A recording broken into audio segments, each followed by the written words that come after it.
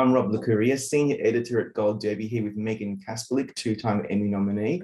This time we're talking about her costume design work on Marvel's Moon Knight. Megan, we have so much to talk about when it comes to the costumes in this show. Like, of every show that you've worked on, this is one where the costume is so central. Yeah. So before we even get into the details, when you signed on, were you terrified, excited? What was the feeling knowing that you were going to be bringing this to life on screen? I don't think I'm ever terrified until I get in there, see it. I was super, super excited when I got hired. I wanted to work with Marvel, and when I found out that Oscar was doing the job, I was like, this is the one I have to do, because up until this point I had not done a Marvel job. I just knew that I had to do this job in any way possible. So when I got on, I was very excited. And then I think my terrifying moment was the Mr. Knight three-piece suit. That was what I was a little nervous about. So, but thankfully, it has had a tremendously amazing response. So it's great. It really has. And I'm going to do a bit of a deep dive in the different looks that you had to bring to the screen. But before we do, obviously you are joining an established universe, the MCU, although you all had quite a bit of latitude to world build on this one because it's a new series. But how much of it is the challenge, getting it right and balancing the design that we're all accustomed to from the comics, giving some reverence to that, but also making it stand on its own as something new? You definitely, when I came in, I was super excited, as I said, but then I kind of felt a little bit of the pressure because it's not even just the MCU, it's the MCU fans. And you know that there are going to be a lot of critiques on it. So I definitely wanted to make it new and exciting and something that maybe we haven't seen before.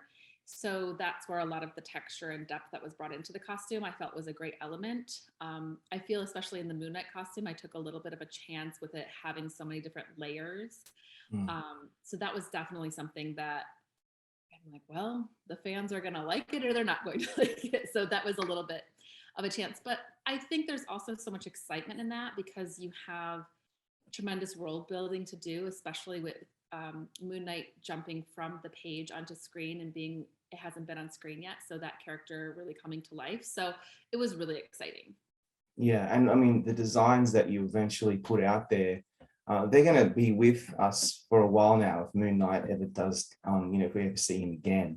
I'm curious about the variations because for anyone who hasn't seen Moon Knight, without giving too much away, Moon Knight has, let's just go with something like multiple personalities. Let's keep it really simple.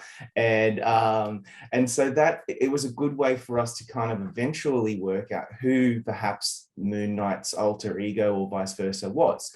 I love the suit variation. It's like he's about to just head off to work with a briefcase, but while he's doing that, he's just going to fight crime. Where did that all, was that really difficult to land on that and get it right? Well, all of the inspiration is obviously taken from the comic. So once you take the initial characters from the comic, the Moon Knight and the Mr. Knight, then it turns to how can we elevate that? How can we bring it from a two-dimensional character to a three-dimensional character on screen?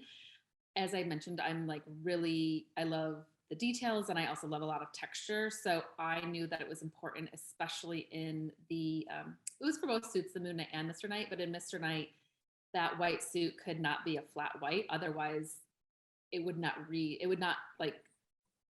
and transpire onto the camera. I used a upholstery fabric that had like a little pattern, a self pattern in it, but then it also had a silver lame thread in it. So once the light hit it, it would kind of give a luminous effect. So that was very important to me. I work very closely with the DP to see like what the lighting is. And I also knew we would film a lot at night. So I wanted there to be, if it was solid white, it would just like probably look like a white blob in a way. So with the texture and then the little lame in there. And then with the Moon Knight costume, it was gray and it wasn't white. So I layered the two different there's different layers and stuff of the pattern pieces, but we also put more texture into that with a 3D print. And so then it was meeting the pattern pieces. Wow, I know. I just like the texture on the costumes. I mean, it's so detailed. I wish we had more opportunity to look at it up close, because obviously there's a lot of movement, and yeah, to me, like, it really gave me a sense that it is ancient Egyptian. It's like the old, for me, like the old mummy costumes that you would see when you're a kid, but obviously elevated to a really dynamic level. So I know this is kind of an obvious question, I know, but I mean, how deep did you have to get into ancient Egyptian mythology to make sure that you're being as authentic as possible? I did a really deep dive, as I love to do a lot of research for all of my projects, but I really, because I'm not as familiar with ancient Egypt as maybe some other historical events in history in general. So I did a really deep dive, and I mean, what I discovered was so phenomenal. And I was looking at the Met, and my assistant was from London, so he went to the British Museum, and then I was looking in books and online and just going through it. And then one of the directors on the for the episodes is Egyptian, so we had conversations about bringing in ancient Egyptian mythology, but then also current Egyptian culture into different places. So that played a lot into it as well. Oh, I'd love to hear more about the current Egyptian, because that was actually a part of the show that I really responded to. The music, obviously the production design, and your costumes does bring in an element of a more modern Egyptian or even Middle Eastern aesthetic that people probably aren't that familiar with. Can you talk us through a bit more in detail about what of that side of your design?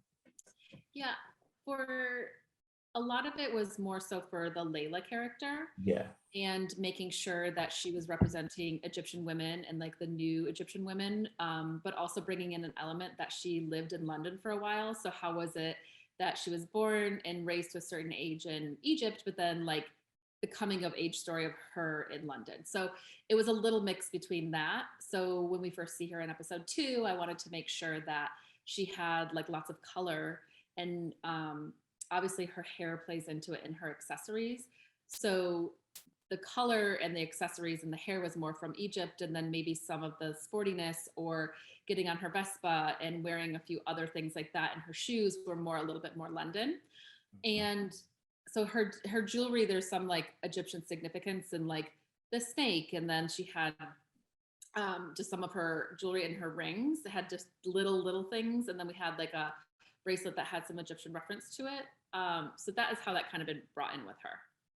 yeah, she looks awesome. And then in the finale, we see a different look for Layla, and I just love that metallic look, the wings. Was that difficult to get right?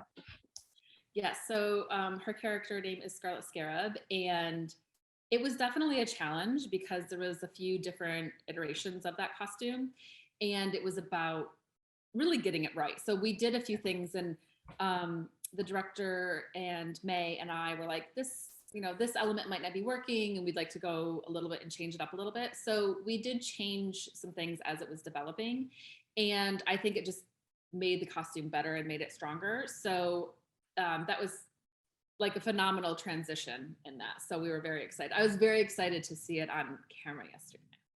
Yeah, I was too. I mean, I kind of had a feeling it was coming, and it certainly didn't disappoint. I want to see more. In fact, it reminds me with Scarlet Scarab and Moon Knight, there's a lot of your work that then has to be transposed into CGI because of transitions and because of the movement and and all the various effects, particularly the fight sequences. So, how much work did you actually have to do with Sean Faden and the VFX team to just ensure that that collaboration was running smoothly and they were able to get what they needed from you and vice versa? Sean and his team are amazing. They did such a phenomenal job, and we worked very closely together. So I really have to give them so much credit because any CG character, we made a practical costume. Yeah. So Taurat has a costume, Amit has a costume. They all have Khonshu, everyone, we made it, and actors practically and they wore it practically. So the only thing that they really developed that we did not have on there were the wings. I did not make the full wing. So what happened is I made about 5 inches of the wing, and then they extended it. Yeah. It had to do with functionality and time and what the vision of that was.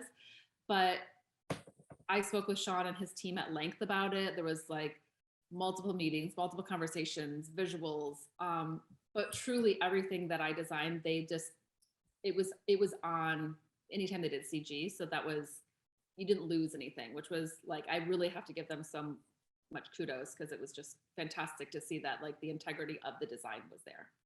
Yeah, it's really seamless, and I'm really glad you brought up Taweret and Khonshu and Amit, because like, oh man, I just loved those. I loved their looks so much, particularly Taweret. Like, just the detail that, I mean, I remember pausing it a couple of times in the last few weeks just to have a really good look, because I knew that we'd be speaking. I don't even know where to begin, but I mean, what were you most proud of? Khonshu is an amazing look, I must admit, but what were you most proud of when it came to the gods? Really, I mean, I love so many of them, but Taweret was just, it was, it all came together. It was really a stunning sight to see when the pieces were all on the actress who played Taweret. And I was really so proud of, it was made all in-house. So I had an in-house metalsmith, I had an in-house leather worker, and they were constructing and making hieroglyphs that were hand pounded into the leather. All the jewelry was handmade by the metalsmith. The headpiece that goes here is like, Taweret means birth or mother. And so there is an ancient Egyptian artifact, like this, almost like this painting that's in a tomb, and it symbolizes this dance that's it's in the headpiece that he hammered into it and made the jewelry. And I had someone else make it. There's a flying scarab on here, and that then goes to the scarab that is on the Scarlet Scarab costume. So the wings are retracted on Taweret, but when you see the scarab on Scarlet Scarab, the wings are not retracted, and then they retract when she does her wings on the screen. So it's pretty phenomenal. It is phenomenal. I'm just as you're speaking, I'm thinking, as a costume designer, and obviously you've done some really amazing work so far in your career, but what an opportunity to just be able to get in there and design something so off the wall and different. Reverence to the MCU, of course, but you're really able to stretch. Like, did you feel when you were done and dusted with this series that it was like some of your best work and something that you're super proud of? I'm not like an overly proud person. I think, we learn as we go. And if I'm not learning, then it's not, worth doing the job. But I was just able to do so much creatively, and then to see it transform and actually come to life with the performances of the amazing actors. It just is really like, the whole team did it. I mean, I'm one person, the whole team did a phenomenal job. So I am really proud of the work that we did, and that everyone, the reaction that people are having towards it is really phenomenal. Yeah, I also wanted to focus a little on the other looks that are probably a bit more nuanced and not so noticeable, the more contemporary stuff that you've done for the avatars, even for Harrow, his more tailored look, particularly the look towards the beginning of the season. What was behind all of those choices? Because contemporary costuming is so difficult to get right. People don't realize it's more nuanced, obviously. What were your thoughts on the contemporary looks? Well, thank you for noticing. I really started with Oscar when we did Steven, and that was kind of the jumping off point when working with Oscar. So finding Steven's look, it didn't take too long, but I found these amazing vintage shirts when I was in New York, and I put that with kind of a baggier pant because it's on trend, but it also, Steven's character lives in Brixton. He's like a cooler place to live in London, but he's not super cool. So it was like, how do we make it that he lives there, fits in, maybe he's not super noticed, but still like looks the look. So I love a chore jacket. So we had a couple of vintage chore jackets and a couple of new chore jackets that we aged down. And after piecing it all together, Oscar had it all on in the fitting, and he, all of a sudden, his posture like slouched a little bit. And like, I could instantly see that it was like, this was the character. So then from that point, it was like easy to continue on from after that, with little initial character development happened in the fitting room. If you go back, you can notice that the socks, originally Oscar was like, let's have white socks. And I made it be a gray sock so that it was a tribute to Moon Knight. And then when we went to Marc is supposed to be he's a mercenary. So he's supposed to be strong and masculine, but also like invisible, like in the field, because I was able to speak with a special ops person, and they were like, if you are trying to make yourself invisible, you don't wear black like you and I have on because people Yeah. will notice you, that you should wear tans, browns, and like charcoal grays. So it was very important in the beginning when we see Mark that when he's trying to be unnoticeable in the crowd, that he's wearing those colors. But again, like with his hood, when he was with Harrow, like meeting Harrow for the first time, I put that in there as a tribute to like the Moon Knight kind of coming undone as he landed on the ground, but he still had that hood up. So the Yeah. hood is like signifying the Moon Knight hood. So I tried to tie in those things as I went. But with Ethan, I really spoke to him the longest about his character and making sure that we talked about like cult leaders and monks, and there was so many things that we kind of talked about, and it was being part of the people and having like a simpler silhouette, but then also being impactful. Like there's something so impactful with seeing like a monk on the street and having like a beautiful like draped fabric on them, but like they live a simple life. So Yeah. how can we make that impact without it being so over the top and him still being part of the people? So that was at great length. And then I wanted the sandals. So he loved it, and he was like, oh, it's like grounding him. So that was good. And he actually has a bracelet that he wears on each hand that's it's etched with like, it's like Ahmed's death prayer that I found at the Met. So that was Wow. engraved into the bracelet, and like you barely see that bracelet, but like it was so powerful that Ethan had it on and he wore it in like every scene. So that was like really phenomenal. So Oh, yeah. with Layla's costumes, we made like almost everything because I wanted it to be like special. Yeah. And see, that's the thing with contemporary costumes that people perhaps don't fully appreciate, is that you are supporting the story in really nuanced ways. Like something could be crumpled, dirty, old, new, certain color palettes. That it's so fascinating because it's so much work goes into that. Which reminds me, I saved this to last because I was just so blown away by the asylum scenes, because there's just so much white. You mentioned white earlier, how it can look like a blob. I'm wondering how you managed to get through that unscathed, because there's so much white on white, and yet it's so detailed, and for some reason really the costumes pop. I'd love to know how you managed to make that work. So for the Mr. Knight suit, we ended up filming that at night on cobblestone streets that were very dirty. And I knew we would need a lot, but we needed a lot. um, so we filmed in this location for when we did all of that stuff, I think for like a week. We filmed there for a long time, and we were doing Mr. Knight that whole time. So Oscar had 2 stunt people. So in total, we had about 47 of those suits that we made in house, and my tailors were like absolutely unbelievable, and every single one was perfect. And the key to that was I knew we needed a fabric that was strong enough to withstand the stunts, but also had a little give. And upholstery fabric does not have any give to it. Yeah. But the way that my tailors made the suits, they were so bespoke to their bodies. We only split 2 jackets out of 47. Wow. So they did an amazing job. And I knew with the upholstery fabric, if it got slightly dirty, we could clean some of that. But we did have a little help from Sean and the team when it got really dirty, but we also had 47. Yeah, that totally helps. And yeah, that just that white on white. Yeah, just amazing how that all seemed to come together so beautifully. I mean, we could talk about your work on this all day. You've got 2 Emmy nominations so far, Megan, in your career. I really hope this brings you your 3rd. Thank you so much for your time today, and good luck this Emmy season. Thank you so much. Thanks for speaking with me. I appreciate it.